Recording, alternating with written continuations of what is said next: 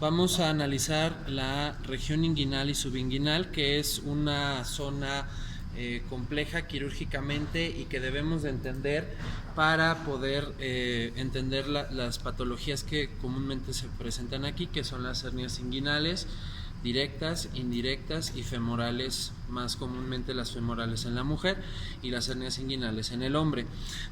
Aquí apreciamos cómo está la parte inferior del abdomen. Podemos ver la aponeurosis del músculo oblicuo externo, que es una prolongación que está recubriendo el músculo oblicuo externo. Aquí podemos apreciar el anillo inguinal superficial y cómo está protruyendo, aquí ya saqué del escroto al testículo, cómo está protruyendo el cordón espermático.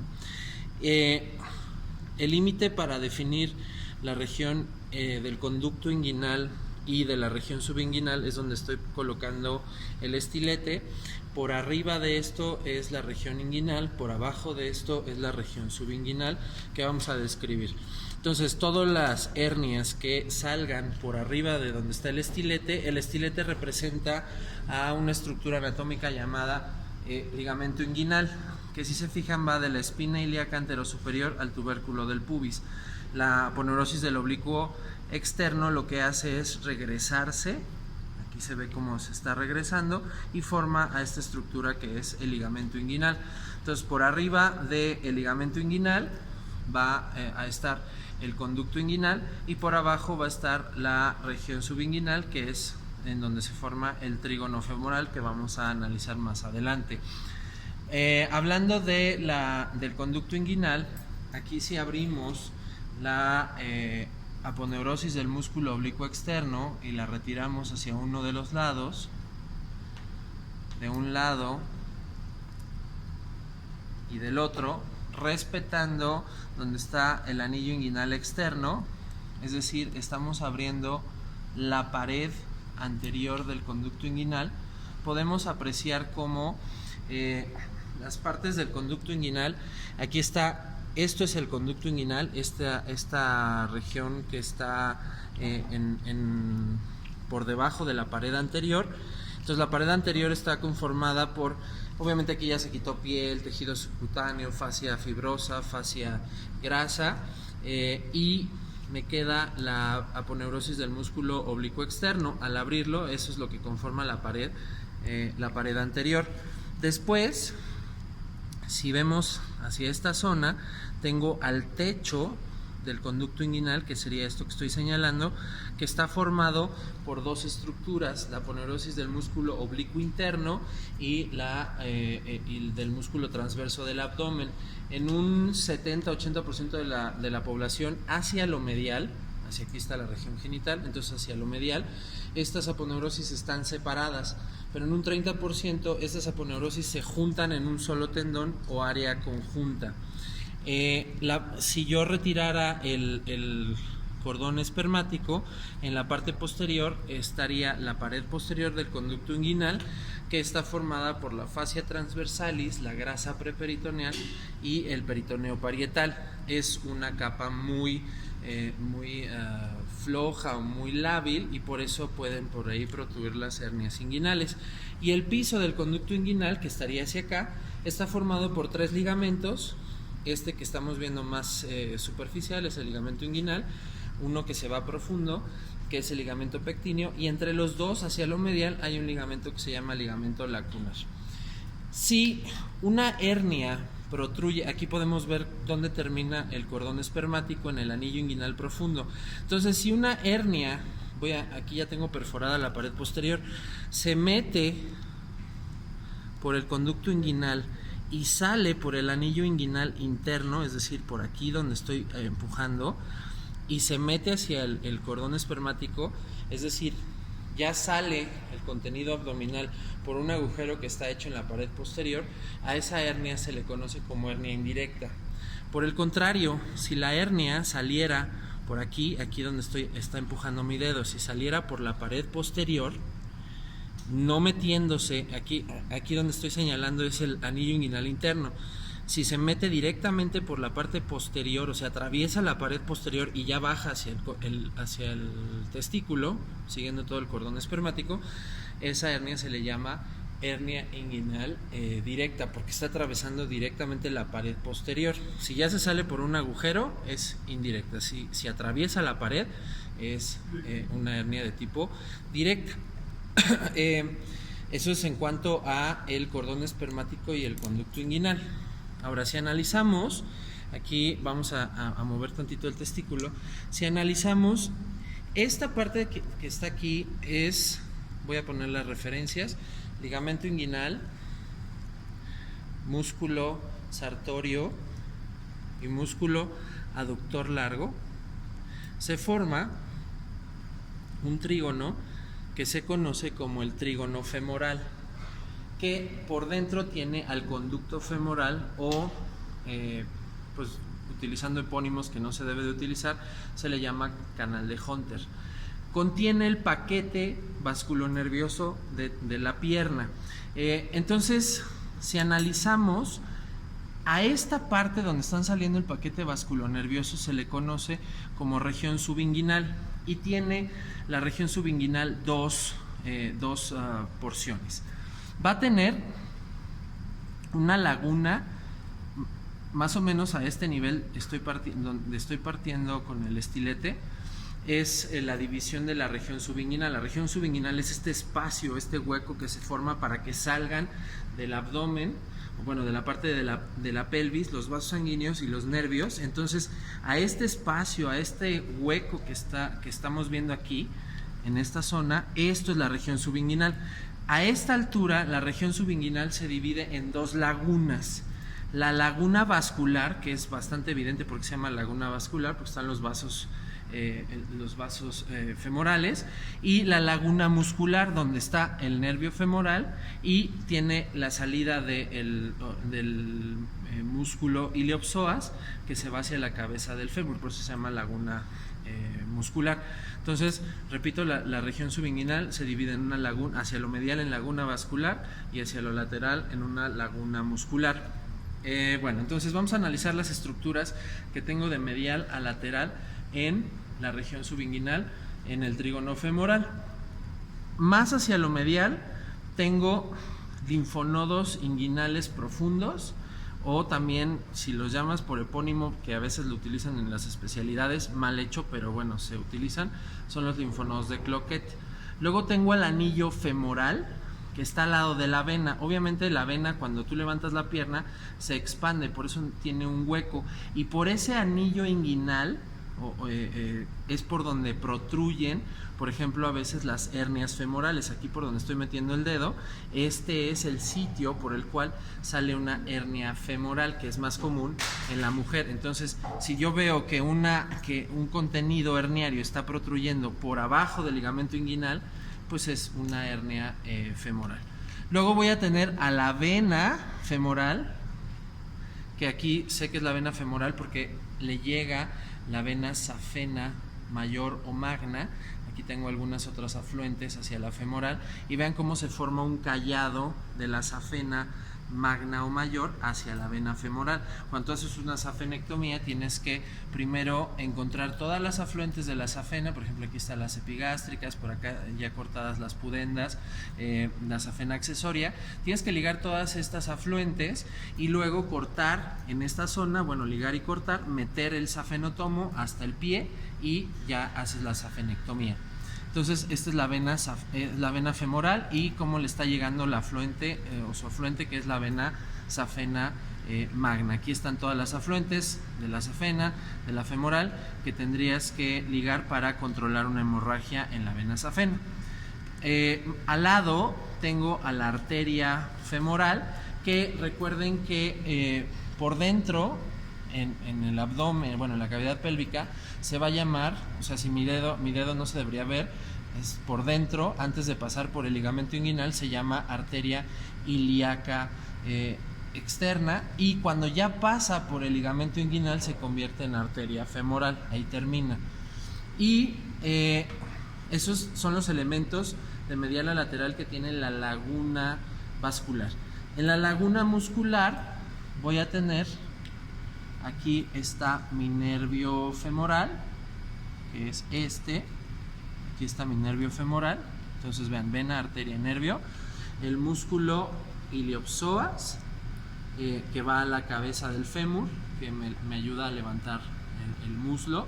Y luego tengo, bueno, la salida, o bueno, tengo un nervio que pasa cercano a la espina ilíaca anterior superior, que se llama nervio cutáneo femoral lateral, que le da la inervación cutánea a esta cara lateral del muslo. Entonces esos son los elementos que tenemos en la región subinguinal.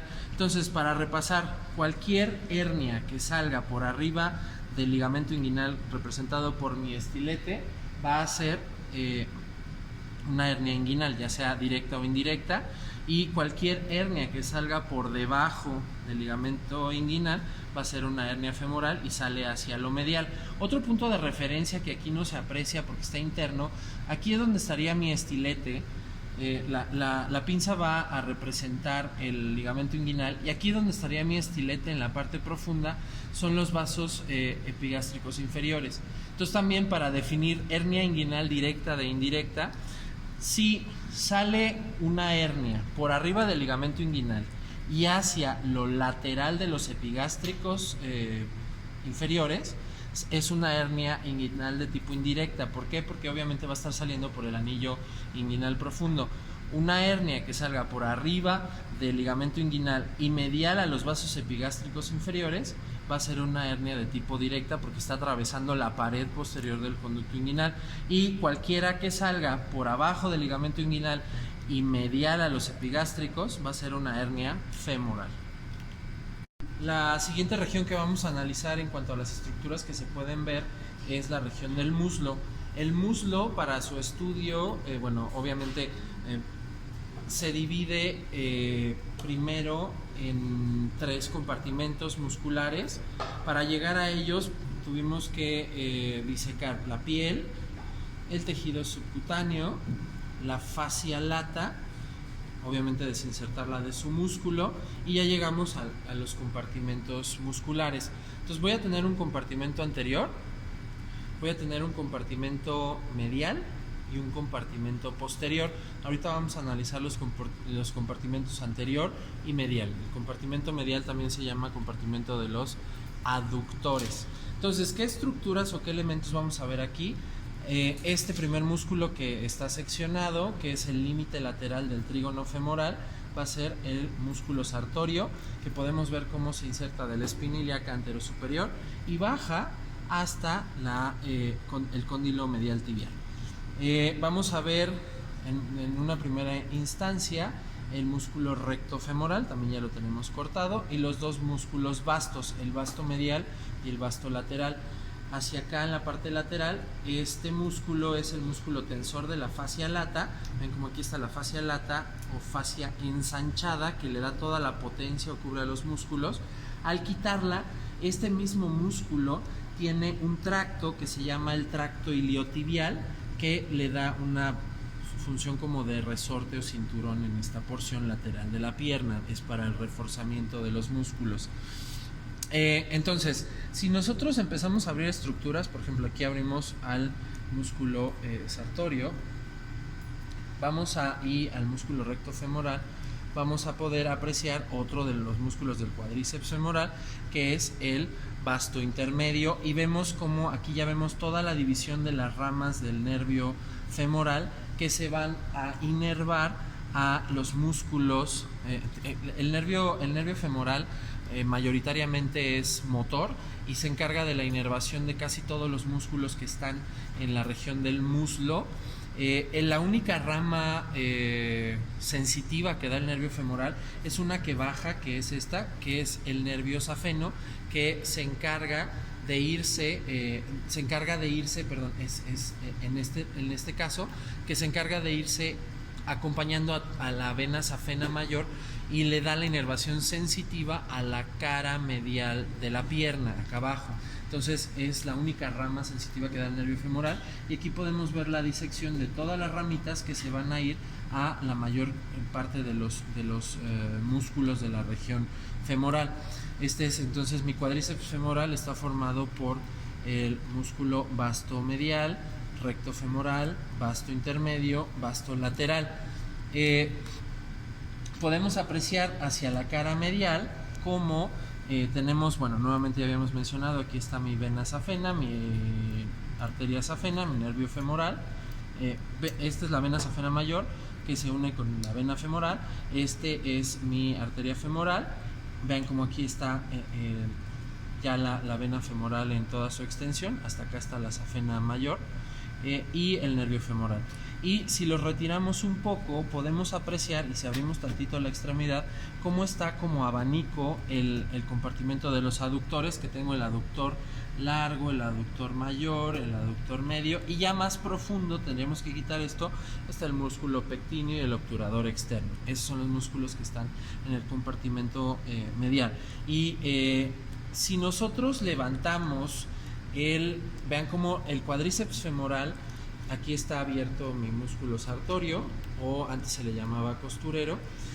Si nosotros, aquí está la rodilla, entonces vean como si nosotros levantamos al cuádriceps femoral, los 4 músculos van a dar un tendón común, que es el tendón rotuliano o patelar, que se inserta en la tuberosidad de la tibia. Aquí se ve la inserción.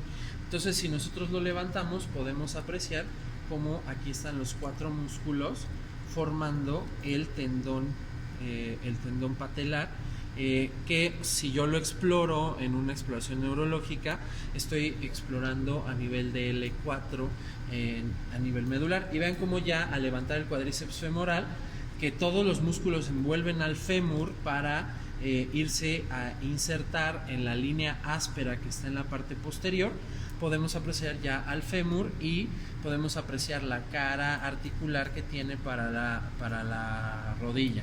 De igual manera, ya quitando esto, podemos apreciar cómo mi vena y mi arteria femoral van dando ramas perforantes para los músculos y cómo se van hacia la región posterior. Bueno, la arteria se va hacia la región posterior, o la vena viene de la región posterior, que es la fosa poplitea, y entonces la arteria femoral, que sería esta, va a darme la arteria poplitea para ya dividirse en la fosa poplitea en las arterias fibular y tibial anterior, tibial posterior, que van a irrigar a la pierna y posteriormente al pie.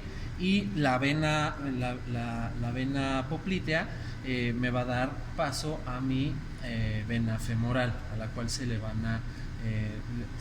van a llegar las afluencias de otras estructuras, como la vena safena, las pudendas internas, las epigástricas inferiores superficiales, las circunflejas epigástricas. Entonces este es mi cuádriceps femoral, y vemos cómo tiene el tendón. Vean cómo entre el hueso y el tendón tengo este paquete de tejido graso, que son las bursas, que sirven para que la fricción de los tendones no sea tanta, y entonces puedan funcionar. Para eso son las bursas. Pero a veces estas, si practicas algún deporte y no calientas bien, pues estas se pueden inflamar y te da lo llamado bursitis. Si analizamos entonces la región de la rodilla, ya retirando el tendón común del músculo cuádriceps femoral o tendón patelar o rotuliano, y lo levantamos, podemos apreciar cómo está la cara articular para la patela o la rodilla, aquí se nota, y los cóndilos del fémur y los cóndilos tibiales, que los cóndilos tibiales son planos. Entonces, si nosotros analizamos la rodilla, vamos a tener, o algunas partes de la rodilla, aquí abrimos la cápsula articular, vemos algunos ligamentos que se llaman colateral, el colateral tibial, el colateral fibular, y al levantar podemos apreciar los cóndilos y sus caras articulares con la tibia, ¿no? Los cóndilos femorales con los cóndilos tibiales.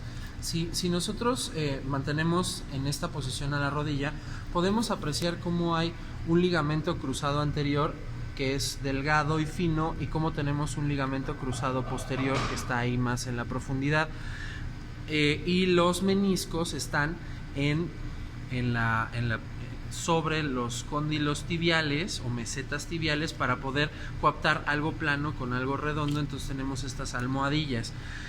Para ver si hay inestabilidad rotuliana, existen algunas maniobras que puedes realizar. Por ejemplo, cuando tú haces hacia lo lateral la pierna, este movimiento, vean como el ligamento que estás probando es el colateral tibial. Cuando tú la haces para el otro lado, la jalas hacia acá, el ligamento que estás probando es el colateral fibular. Estas maniobras se les llama maniobra del bostezo lateral, que estás probando el colateral tibial, y bostezo medial, que estás probando el colateral fibular. Esas son las maniobras para probar los ligamentos colaterales. Y luego, si tú haces una maniobra, o sea, tú pones la rodilla en esta posición y haces hacia el frente a la rodilla, es decir, empujas hacia enfrente en la región de la pierna, al ligamento que estás probando es al ligamento cruzado posterior, y si lo haces hacia atrás, de la misma manera, al que estás probando es al cruzado anterior. Estas maniobras se llaman maniobra del cajón. Si nosotros llegáramos a cortar estos ligamentos, por ejemplo, vamos a cortar el ligamento cruzado anterior, esto me daría cierta inestabilidad rotuliana. Entonces vean cómo ahora el hacer la maniobra del cajón me generaría, el cajón anterior me generaría inestabilidad rotuliana. Y vean qué pasa si cortamos el cruzado posterior.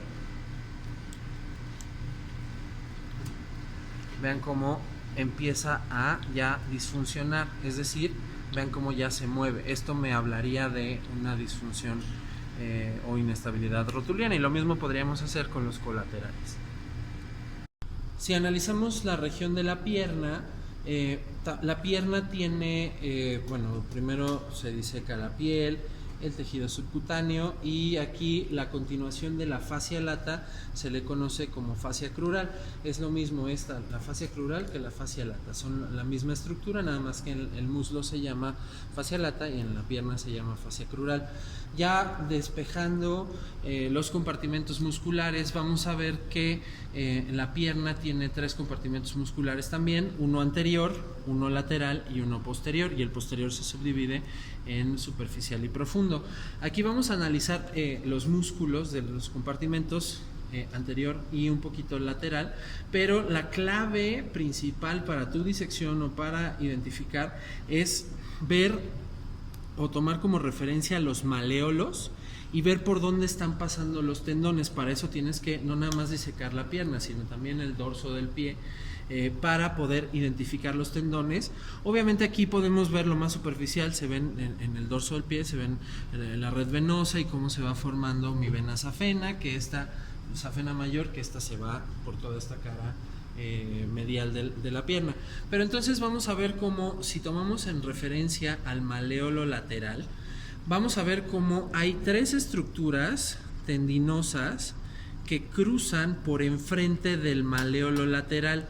Si los tendones cruzan por enfrente del maleolo lateral, son del compartimento anterior de la pierna. Si cruzan por detrás, son del compartimento lateral. Entonces, ¿qué estructuras vamos? Esta es la tibia, esta parte de aquí. Entonces vamos a ver las estructuras. El que está más pegado, el músculo que está más pegado a la tibia y se va hacia la cara medial de la región del tarso, este músculo es el músculo tibial anterior.